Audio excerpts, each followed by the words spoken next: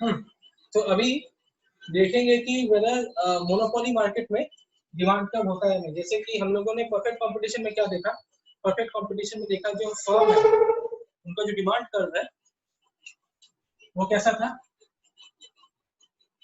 Horizontal, right. इसमें AR is equal to MR is equal to P, और जो उनका एवरेज रेवेन्यू कर्व होता है वही उनका डिमांड कर्व होता है, राइट। ये हम लोग का था परफेक्ट कंपटीशन। तो जो मोनोपोली मार्केट है उसमें भी एक डिमांड कर्व होता है बट हॉरिजॉन्टल नहीं होता है, बिकॉज इसमें प्राइस सेम रहे हर यूनिट ऑफ आउटपुट पे, ऐसा कोई बात नहीं है, ठीक है। तो उसमें क्या होगा, जो डिमांड कर रहे हैं AR जो है वो डाउनवर्ड स्लोपिंग होगा AR। लेकिन इसका ये मतलब नहीं कि यहाँ पे AR is equal to MR लिख दो, मोनोपोली में ऐसा नहीं होता है, ठीक है। मोनोपोली में अलग होता है दोनों। तो ये हो गया एवरेज रेवेन्यू कर्व। जो एवरेज रेवेन्यू कर्व है फर्म का, that is the demand curve for that particular firm और फॉर दैट पर्टिकुलर मार्केट, कुछ भी बोल सकते हो, फर्म कहो या मार्केट कहो, फर्क नहीं पड़ता है क्योंकि सिंगल फर्म है, फर्म और मार्केट, ओके। अच्छा, अभी कैसे बताऊं मैं इसको, देखो एक टेबल के थ्रू बताता हूँ जो तुम लोग की बुक में दिया हुआ है। सपोज क्वांटिटी इधर देख रहे हैं, इधर प्राइस देख रहे हैं, ओके। क्वांटिटी 1 2 3 4 5। अच्छा, अब प्राइस कितना होगा, 10 9 8 7 6। तो ये क्या है, ये हम लोग का लॉ ऑफ डिमांड के तहत हुआ, when quantity is low price is high. इसी अकॉर्डिंग हम लोगों ने ये शेड्यूल तैयार किया। अब इसके बाद क्या देखेंगे, टोटल रेवेन्यू। टोटल रेवेन्यू मतलब क्या होता है, price into quantity, okay, price into quantity. तो पहले का कितना होगा 10, दूसरे का होगा 18, फिर ये होगा 24, 28 एंड देन 30, राइट। इसके बाद देखेंगे एवरेज रेवेन्यू। तो व्हाट इज एवरेज रेवेन्यू, जो टोटल रेवेन्यू है उसको क्वांटिटी से डिवाइड कर दो। तो टोटल रेवेन्यू 10 है और क्वांटिटी कितना है 1, तो 10 by 1 इज 10। टोटल रेवेन्यू 18 है, क्वांटिटी है 2, so 18 by 2 9। Similarly 24 by 3 8, 28 by 4 7 and 30 by 5 6, okay. Marginal revenue यहाँ करो। तो मार्जिनल रेवेन्यू मतलब एक एक्स्ट्रा यूनिट प्रोड्यूस करने का जो रेवेन्यू जनरेट हुआ, ओके। सो पहले वाले का 10 होगा, दूसरे वाले में 18 हुआ, तो जो एक्स्ट्रा सेकंड यूनिट है उसका रेवेन्यू कितना होगा, 18 minus 10 8। Now this thing you know, 24 minus 8 6। मैं इसका डिटेल समझा नहीं रहा तुम लोग को, तुम लोगों ने किया है ये, तो do it by your own. 28 minus 4 28 minus 24 4 and 30 minus 28 is 2, right. So इस तरह से ही होगा 10 then 8 then 6 then 4 then 2, right. So this is marginal revenue. अच्छा, इसके बाद अभी देखो यहाँ पे ध्यान से, ये जो था यहाँ तक ये डिमांड कर्व है, इसी से हम लोग को डिमांड कर्व मिलता है। When we plot this thing on price quantity plane, what we get is a demand curve, right. ये तो पता है, क्यू पी अगर प्लॉट करते हैं डिमांड कर्व मिलता है।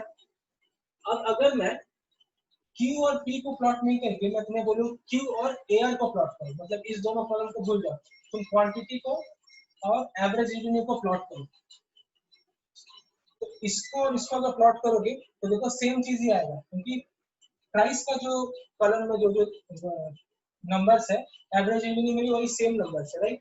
तो इसका जो ग्राफ बनेगा इन दोनों का और इन दोनों का जो ग्राफ बनेगा दोनों सेम होना चाहिए, राइट। सो इसीलिए हम लोग कहते हैं कि अगर मैं यहाँ एवरेज रेवेन्यू मेजर करूँ तो जो एवरेज रेवेन्यू का जो ग्राफ होगा that is the demand curve for monopoly market. So average revenue is the demand curve for monopoly market. समझ में आया सबको?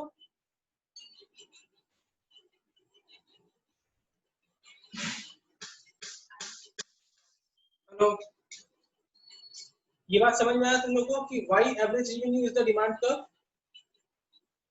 Because if you plot the demand curve, मतलब if you plot quantity and price, जब हम लोग quantity और price plot करते हैं तो क्या मिलता है, डिमांड कर्व मिलता है। तो इससे जब प्लॉट करोगे तो सपोज ये वाला ग्राफ आया प्लॉट करके, ठीक है। अब तुम इसको और इसको प्लॉट करो, ओके, इसको और इसको, तो भी तुम्हें सेम ग्राफ ही मिलेगा, क्योंकि ये जो नंबर्स है ये नंबर्स भी सेम है। 1 के अगेंस्ट में 10 यहाँ था, यहाँ भी 1 के अगेंस्ट में 10 है। 2 के अगेंस्ट में 9 था, तो यहाँ भी 2 के अगेंस्ट में 9 है। सिमिलरली 5 के अगेंस्ट 6 था, यहाँ भी 5 के अगेंस्ट 6 है। तो जो इसका ग्राफ होगा वही इन दोनों का ग्राफ होगा।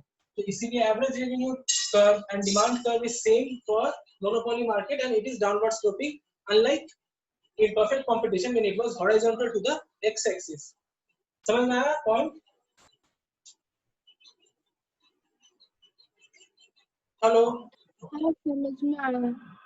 ओके, so assume कि सब मैं तो चार्ट खोलिए, विनीत कुछ बोल रहा है। क्या बोल रही हो?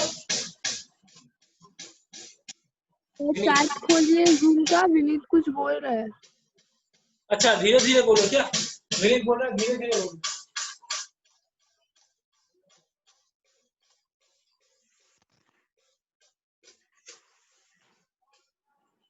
ओके, ठीक है, धीरे धीरे बोलूंगा। अच्छा, इसे कॉपी करने का जरूरत नहीं, मैं बस अपना पॉइंट समझा रहा था कि एयर और डिमांड फ्लो दोनों सेम होगा। ठीक है, अच्छा, इसके बाद अच्छा सॉरी एक चीज और समझ लेता हूं। 6 था, देन 8 था, देन 10 था। हाँ, अभी देखो मार्जिनल रेवेन्यू को, मार्जिनल रेवेन्यू क्या था? 10,8,642 एंड एवरेज रेवेन्यू इज 10,9,876। तो अगर हम लोग ध्यान से देखें, for every quantity my average revenue is greater than marginal revenue except for the first one. Okay, except for the first one my average revenue is greater than marginal revenue, right? तो इसका मतलब क्या है? जो marginal revenue curve और average revenue curve ये दोनों same तो नहीं है, ये समझ में आ रहा है आप लोगों को? ठीक है, और कर्व होगा कैसा वो अब समझो। अब ये एमआर अगर एआर से कम है तो ऑफ कोर्स एआर के पीछे होना चाहिए, तो starting from the same point, इसको सेम पॉइंट से स्टार्ट करो क्योंकि इनिशियल वाले में दोनों ही सेम है 10।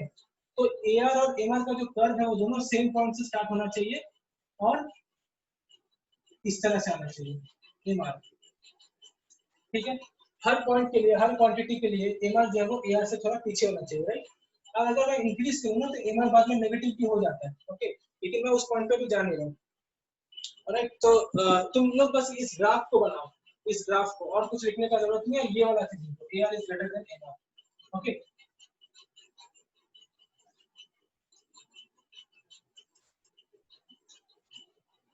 अच्छा, अभी sources of monopoly power, but what are the sources of monopoly power? Monopoly इंसान के पास आता है किस बेसिस पे है? एक दो पॉइंट मैंने बताया है, थोड़ा डिटेल से बता दूं। Sources of monopoly power, so this is another important term, monopoly power, या इसको और भी कह सकते हैं मार्केट पावर, कुछ भी कह सकते हैं। ठीक है, तो मोनोपोली पावर मतलब कि किसी भी फर्म के पास मोनोपोली का पावर कैसे आएगा और मोनोपोली पावर कितना स्ट्रांग है, मतलब उसका जो पावर है वो मार्केट में उसका कंपटीशन कितना कम है, that is called monopoly power. अगर कंपटीशन का लेवल कम है यानी डिग्री ऑफ कंपटीशन अगर कम है तो मोनोपोली पावर ज्यादा है, ये हम लोग कहेंगे। ठीक है, तो इसका सोर्स क्या हो सकता है? एक तो मैंने बताया पेटेंट के बारे में कि अगर किसी चीज का कॉपीराइट आपके पास है तो सिर्फ उसे आप ही प्रोड्यूस कर सकते हो, तो that is monopoly power. So you have the monopoly power to produce that particular vaccine. Okay. Another important thing is यहाँ पे गलत कॉन्सेप्ट एक होता है, जो इसका टॉपिक का नाम मेरे को याद नहीं आ रहा, बट रिसर्च में जब हम लोग को किसी चीज का पेटेंट मिलता है, राइट, तो उसमें क्या है ना कि वो सिर्फ मैं ही यूज कर सकता हूँ। सपोज वैक्सीन का एग्जांपल जो मैंने कहा कि वैक्सीन सिर्फ मैं ही प्रोड्यूस करूंगा। Now suppose a mathematician makes a new theorem, no, he discovers a new theorem. Okay, तो अगर ये नया थ्योरम उस मैथमेटिशियन ने बनाया तो क्या उसको उसका कॉपीराइट मिलेगा? Tell me. जैसे हमने कहा कि किसी ने नया वैक्सीन बनाया तो उसको कॉपीराइट मिलेगा, तो अगर किसी मैथमेटिशियन ने नया थ्योरम बनाया तो क्या उसको उसका कॉपीराइट मिलेगा? या किसी इकोनॉमिस्ट ने एक नया थ्योरी बनाया तो क्या उसको उसका कॉपीराइट मिलेगा? Can you tell me? इसका आंसर क्या होना चाहिए? सोच के बताओ। हाँ मिलेगा तो, क्यों? क्योंकि उसका बनाया हुआ है, नाम तो उसी का होगा। हाँ, इसमें अच्छा, और किसी को लगता है कि मिलेगा? उसको रॉयल्टी वगैरह कुछ मिलेगा ऐसा लगता है? उसको रॉयल्टी नहीं मिलेगा। बता देता हूँ मैं, उसको रॉयल्टी नहीं मिलेगा। उसका रीजन क्या है? बिकॉज वैक्सीन से you can make money, through vaccine you can make money, but through theorem and through theory you can not make money.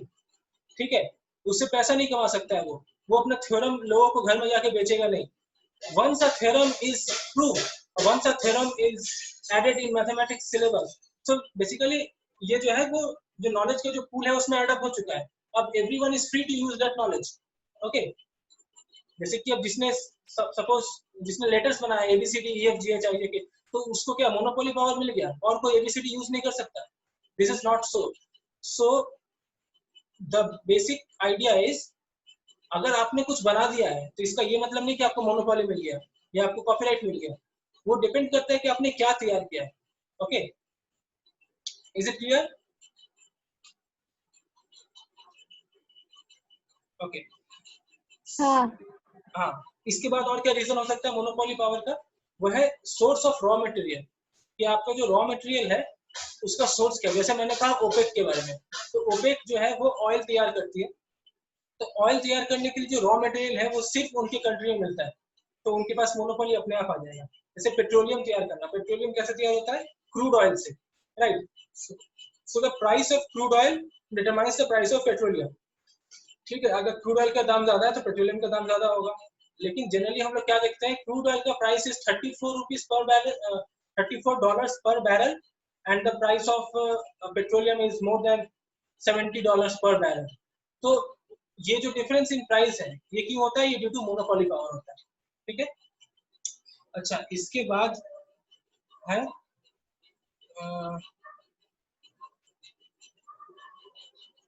तारीफ वेरिएंट। नाउ व्हाट इज तारीफ वेरिएंट? तो do you know what is तारीफ? तारीफ का मतलब पता है किसी को? TARIFF, तारीफ। एनी आइडिया अबाउट तारीफ? रिस्ट्रिक्शन पता था। इंपोर्ट एक्सपोर्ट के लिए। यस, तो तारीफ is a kind of tax. तारीफ जो है वो होम कंट्री की जो गवर्नमेंट है वो टैक्स इंपोज करती है फॉरेन कंट्री के प्रोडक्ट्स के ऊपर, यानी कि इंपोर्टेड प्रोडक्ट्स के ऊपर। ओके, इसीलिए the imported goods in our country are so expensive, be it Chinese product or be it US product। ठीक है, ये एक्सपेंसिव हो जाता है। तो इसका एक्सपेंसिव, जैसे कि if you purchase an iPhone in India, it costs, yes Gurpreet, that's a tax, so it costs more than around 50,000 60,000 rupees in India, but the same iPhone if you purchase in America, that will be much lower। तो इसका reason क्या है कि Indian government ने क्या किया है, foreign जो मोबाइल कंपनीज है उनके ऊपर एक टैरिफ लगा दिया है। इससे क्या होगा, फॉरेन कंपनीज जो है, फॉरेन जो मोबाइल है उसका प्राइस ऊपर चला जाएगा। तो what is the objective of putting tariff? The objective is to support the domestic market. ठीक है, अगर डोमेस्टिक प्रोडक्ट के कंपैरिजन में फॉरेन प्रोडक्ट अगर महंगा हो जाएगा तो जो लोग है वो लोग क्या करेंगे, वो लोग जो सस्ता चीज है यानी कि जो डोमेस्टिक प्रोडक्ट है उसके पीछे जाएंगे, and the share of domestic product in the market will increase. Okay, so that is the basic idea, but in general this things doesn't, ये होता नहीं है सब केस में, right? Specially in mobile case.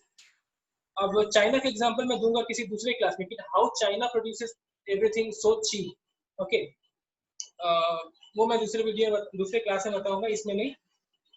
The thing is, monopoly तारीफ से कैसे तैयार होता है? अगर तारीफ दे दिया जाए, हाई तारीफ, अब किसी डोमेस्टिक प्रोडक्ट को बचाने के लिए अगर दूसरे कंपनीज को अगर हाई तारीफ दे दिया जाए तो उसका प्रोडक्ट इतना महंगा हो जाएगा कि वो अपना ऑपरेशंस उस कंट्री में करेगा ही नहीं। तो what will happen, the countries will withdraw the production from that country, from the domestic country, और जो ओनली फर्म बचा रह जाएगा हमारी इकोनॉमी में वो रहेगा हमारा अपना कंपनी। सो उनका अपने आप एक मोनोपोली हो जाएगा। समझ में आया? Is it clear? These are the sources of monopoly। इस तरह से हम लोग मोनोपोली तैयार करते हैं मार्केट में। Okay, now important thing is price discrimination under monopoly। तो मोनोपोली में प्राइस डिस्क्रिमिनेशन होता है। प्राइस डिस्क्रिमिनेशन, इसका मतलब क्या हुआ? दो वर्ड से बताओ मेरे को, समझ में क्या आ रहा है? प्राइस डिस्क्रिमिनेशन मतलब कोई आइडिया मिल रहा है? बताओ तुम लोग सोच के। क्या क्या बताना है? प्राइस डिस्क्रिमिनेशन ये जो वर्ड है, ये जो टर्म है, इस टर्म को सुन के बस इसका मतलब बताने का कोशिश करो। भेदभाव क्या होगा, यही तो है मतलब, चेंज इन प्राइसेस। प्राइस कोई और ट्राई करना चाहता है? हाँ, हाँ बोलो। इसी प्रोडक्ट का कम, कभी ज्यादा, कभी कम, कभी ज्यादा। Yes, to some extent right है। इसका एक्चुअल मतलब है कि अगर तुम मोनोपोलिस्ट हो तो तुम किसी एक कस्टमर से डिफरेंट प्राइस चार्ज करो, किसी दूसरे से कुछ और प्राइस चार्ज करो, तो तुम क्या करो, प्राइस को डिस्क्रिमिनेट कर दे रहे हो लोगों के बीच में।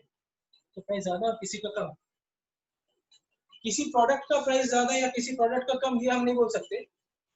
किसी कंज्यूमर के लिए ज्यादा, किसी कंज्यूमर के लिए कम। ठीक है। अच्छा, अभी मैं तुम लोगों से एग्जांपल चाहता हूँ, एक एग्जांपल दो जिसमें ये प्राइस डिस्क्रिमिनेशन होता है, किसी से कम चार्ज किया जाता है, किसी से ज्यादा चार्ज किया जाता है। बताओ तो, एक सोच के बताओ एग्जांपल।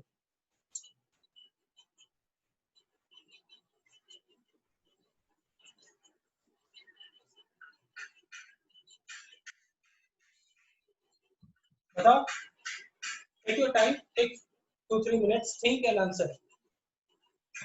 अभी आईफोन वाला बोले कि क्या बोल रही यूएस हो? में कम में देते। क्या बोल अभी रही तो हो? बोले ना आईफोन का बात, यूएस में कम में देता है, यहाँ पे बहुत ज्यादा प्राइस में देता है। यूएस ऐसा नहीं है कि इंडिया में महंगा बेच रहा है और अपने कंट्री में सस्ता बेच रहा है। यूएस इंडिया में भी उसी प्राइस में प्रोडक्ट लाता है, लेकिन इंडियन गवर्नमेंट उसका प्राइस इंक्रीज कर देती है। तो वो US company Apple price discriminate नहीं कर रहा है। ठीक है। एप्पल एक मोनोपोली कंपनी नहीं है, क्योंकि एप्पल के कॉम्पिटिटर्स है मार्केट में, राइट। Okay, cool. पुलिस वालों की फाइन, पुलिस वालों की fine, yes it can be a good example, क्योंकि पुलिस वाला are the monopoly in our country. Police वाले का कोई सब्स्टिट्यूट नहीं है ना?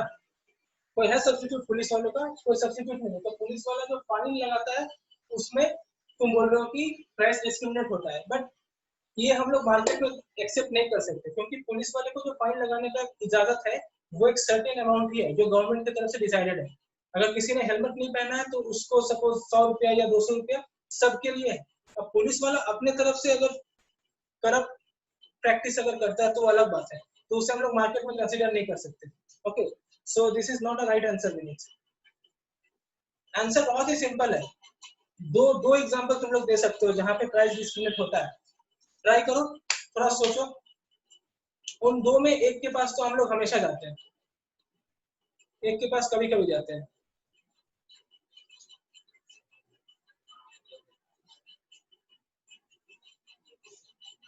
रोहित, गुरप्रीत, थिया, ट्राई करो, आंसर दो मेरे को।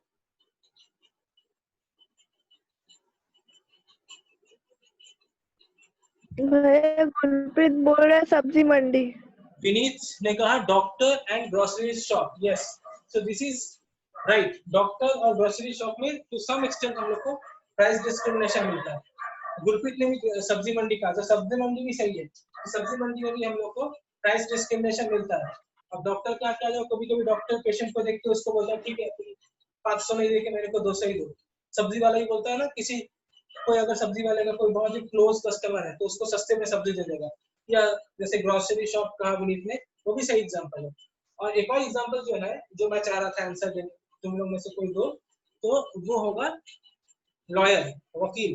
तो वकील का जो फीस है वो डिटरमाइन नहीं रहता है, वो अपने क्लाइंट को देख के, क्लाइंट के औकात को देख के वो प्राइस डिटरमाइन करता है। सो यहाँ पे ये लोग जो है ये मोनोपोलिस्ट का काम करते हैं, ऑल्दो मोनोपोलिस्ट है नहीं। अगर ध्यान से देखो, मार्केट में बहुत सारे डॉक्टर्स हैं, मार्केट में बहुत सारे लॉयर्स हैं, लेकिन still they behave as a monopolist. ठीक है, तो वहां पे वो लोग प्राइस डिस्क्रिमिनेट करते हैं। अच्छा, अब यहाँ पे देखो मैंने लिखा है प्राइस डिस्क्रिमिनेशन 3 तरीके का होता है, first degree, second degree, third degree. अब तीनों का मतलब क्या है? तो जो फर्स्ट डिग्री है, फर्स्ट डिग्री का मतलब हुआ कि monopolies discriminate not only between different customers but also on the different units of output। तो फर्स्ट डिग्री मतलब क्या हुआ कि जो डिस्क्रिमिनेशन होता है वो प्राइस और क्वांटिटी दोनों के बेसिस पे होता है। जैसे कि एक तो हमने कहा किसी से ज्यादा प्राइस चार्ज करा, किसी से कम करा। फर्स्ट डिग्री का एक और मतलब होता है कि किसी को ज्यादा दिया, किसी को कम दिया, सेम प्राइस दोनों से लिया, लेकिन किसी को ज्यादा क्वांटिटी दिया, किसी को कम क्वांटिटी दिया। ठीक है, तो ये होता है फर्स्ट डिग्री। इसका एग्जांपल हम लोग देख सकते हैं, जैसे कि तुम मार्केट में जाओ कुछ खरीदे और अगर सब्जी वाला अपने से ही कुछ अगर समझे कुछ ऐड करके दे दे, समझो धनिया दे दिया या मिर्ची दे दिया, सो ये हो गया first degree price discrimination. Price उसने सेम दिया, क्वांटिटी ज्यादा कम कर दिया दो लोगों के बीच में। ओके, अच्छा इसके बाद हो गया सेकंड डिग्री। सेकंड डिग्री में क्या होगा? सेकंड डिग्री में है कि जो कस्टमर है उसको एक सर्टेन प्राइस देना पड़ता है up to a certain unit of purchase. जैसे कि मैं मोनोपोलिस्ट हूं और मैंने कहा कि आप एक सर्टेन अमाउंट ऑफ प्रोडक्ट मेरे से खरीदो और उसके लिए एक सर्टेन अमाउंट ऑफ प्राइस मुझे पे करो। अब सपोज मैंने बोला कि आप मेरे से 10 यूनिट्स ऑफ से एक्स 10 यूनिट्स ऑफ एक्स खरीदो, ठीक है। अब एक्स कुछ हो सकता है, कोई भी मोनोपोलिस्ट प्रोडक्ट हो सकता है, और आपको मेरे को 5 रुपया पे करना है, ठीक है। अब इसका मतलब क्या हुआ कि अगर वो इंसान बोलता है कि नहीं मैं 10 यूनिट नहीं खरीदूंगा, मैं 5 यूनिट खरीदूंगा, तो भी आपको 5 रुपया ही पे करना है। अगर 1 यूनिट खरीदोगे तो भी 5 रुपये पे करना है, जब 10 यूनिट खरीदोगे तो भी 5 रुपये ही पे करना है, ठीक है। तो ये हो गया सेकंड डिग्री प्राइस डिस्क्रिमिनेशन। तो बताओ तो इसका एक एग्जांपल सोच के मेरे को जहाँ पे इस तरह का स्कीम लगाया जाता है, चाहे जितना भी खरीदो सेम प्राइस देना है, जितना भी कंज्यूम करो।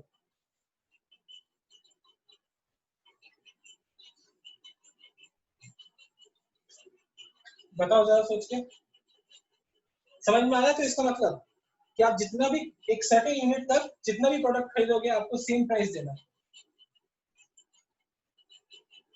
बताओ कोई सोच के। बहुत बहुत कॉमन इसका एग्जांपल है, तुम लोग रोज यूज करते हो वो चीज। Every day you use that thing, every day.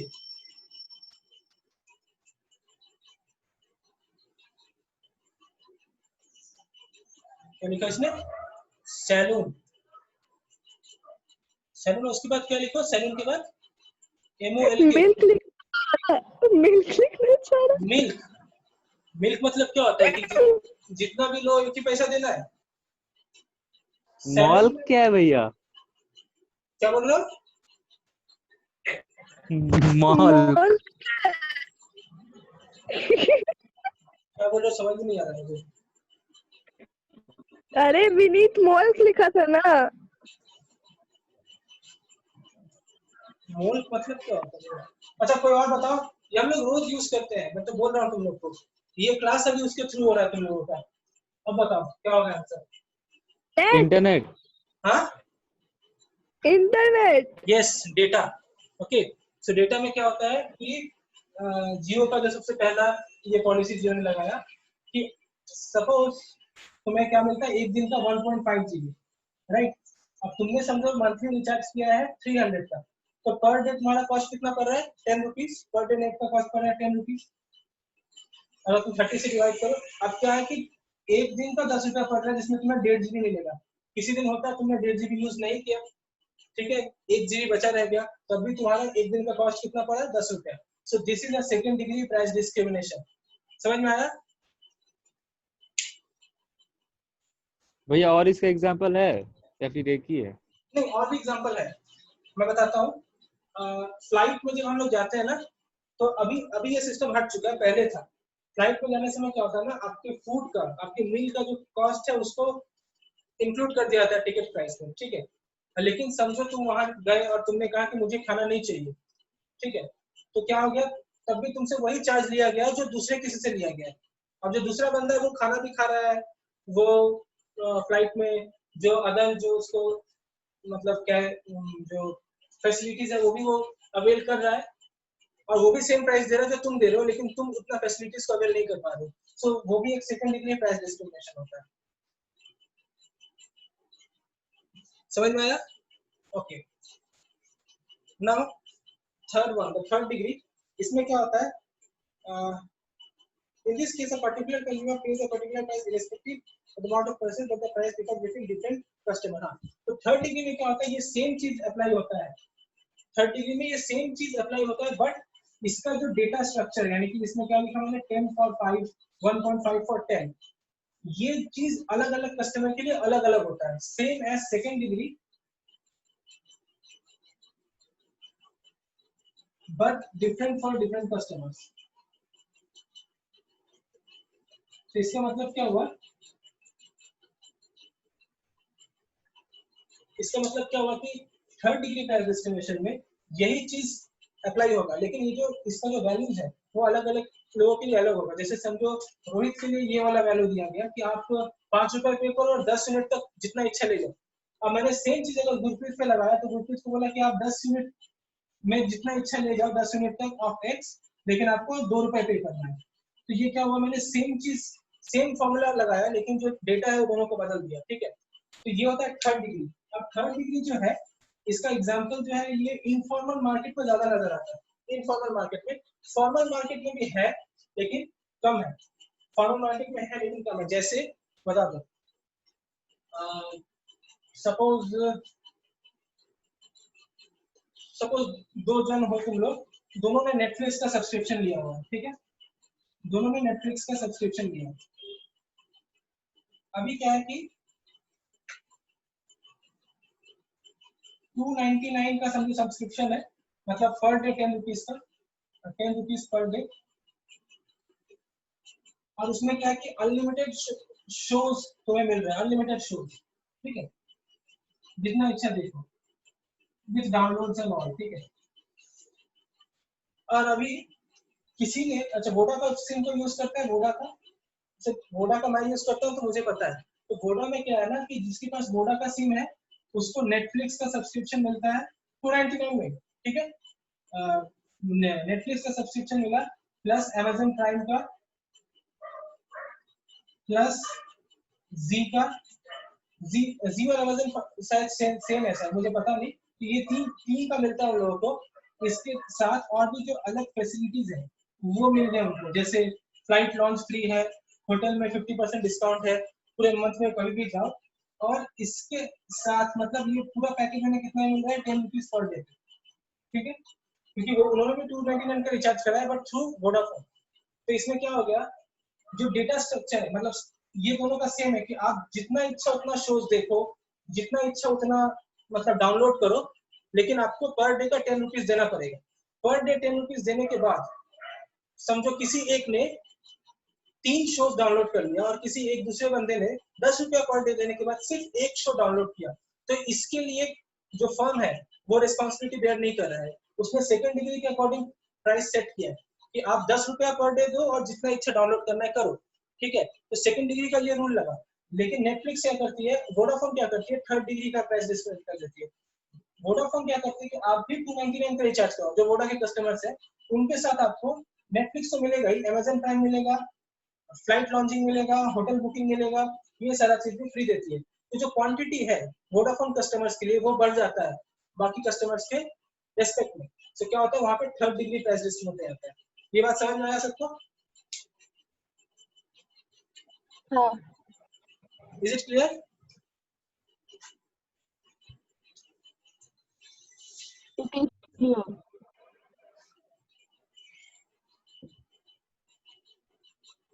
अच्छा, सो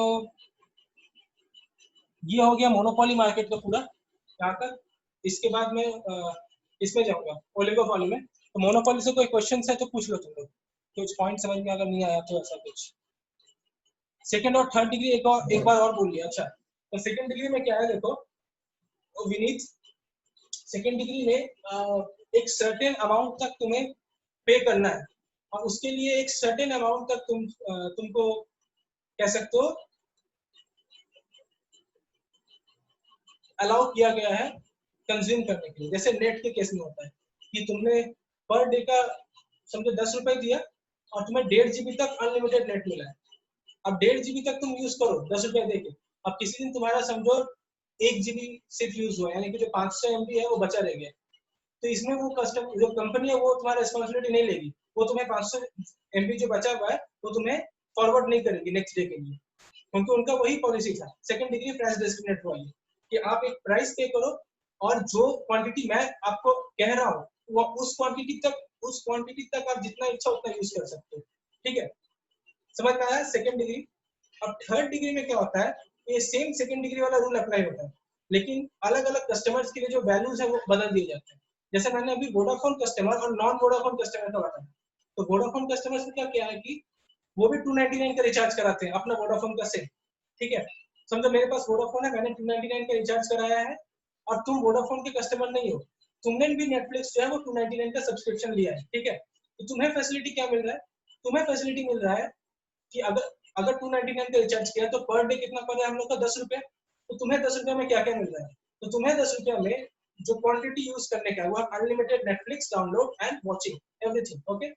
और मुझे उस 10 रुपीज में क्या मिल रहा है? मुझे उस 10 रुपीज में मिल रहा है अनलिमिटेड नेटफ्लिक्स वॉचिंग डाउनलोड। दूसरा मुझे मिल रहा है अमेजन प्राइम Z5 का पूरा क्या बोलते हैं उसको, फ्लाइट लॉन्चिंग मिल रहा है मेरे को होटल बुकिंग का 50% डिस्काउंट मिल रहा है। और क्या क्या मिलता है मैं देख के बताऊंगा तुमको। और इसके अलावा मुझे स्पॉटिफाई, हाँ स्पॉटिफाई मिलता है। और क्या था, तो जो भी हो मुझे फैसिलिटीज जो ज्यादा मिल रहा है। प्लस मैंने वोडाफोन के थ्रू जो रिचार्ज किया है, तो जो नेट है, नेट का पैक वो भी मुझे वोडाफोन ही दे रहा है। तुमने तो सब्सक्रिप्शन लिया है नेटफ्लिक्स का, और नेट तुम दूसरा सिम से चला रहे हो, तो वहां जो नेट का कॉस्ट है वो भी तुम्हारा इनकॉर्पोरेट हो जाएगा। बट मुझे नेट कौन दे रहा है? मुझे नेट भी वोडाफोन ही दे रहा है। तो इससे क्या हो गया, मेरा जो क्वांटिटी कंज्यूम है वही 10 रुपए में वो बढ़ जा रहा है। तो सपोज तुम्हारा क्वांटिटी कंज्यूम इतना सा है, तो तुम 10 रुपये में इतना तक जितना इच्छा उतना क्वांटिटी कंज्यूम कर सकते हो, इससे कम भी कर सकते हो। और मेरे लिए वही 10 रुपये में क्वांटिटी कंज्यूम का जो बंडल है वो बड़ा है। अब मैं इस बड़े बंडल में जितना चाहे उतना कंज्यूम करूँ। समझ में आया तुम्हें बात? और बाकियों को समझ में आया?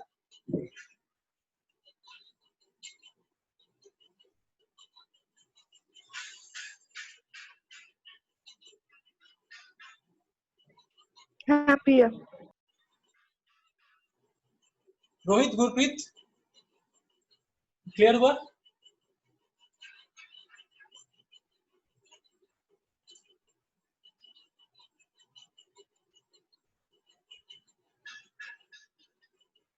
जिसने सवाल, अच्छा कंजम्पशन ज्यादा है और सेकंड में जितना प्राइस रखने को, यस यस विनीत समझ में आ गया तुम्हें। सो और कोई क्वेश्चन है मोनोपोली से तो पूछ लो, नहीं तो मैं फिर इसमें चला जाऊंगा, क्या बोलते हैं, ओलिगोपोली में।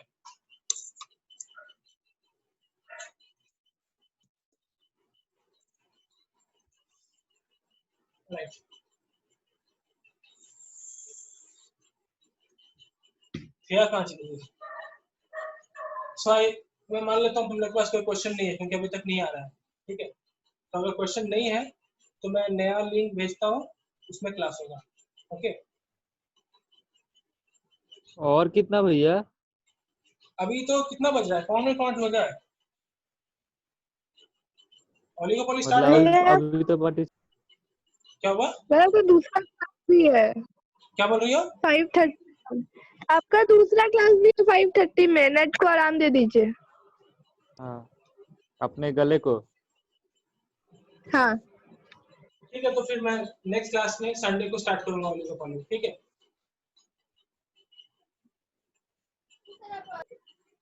ठीक है।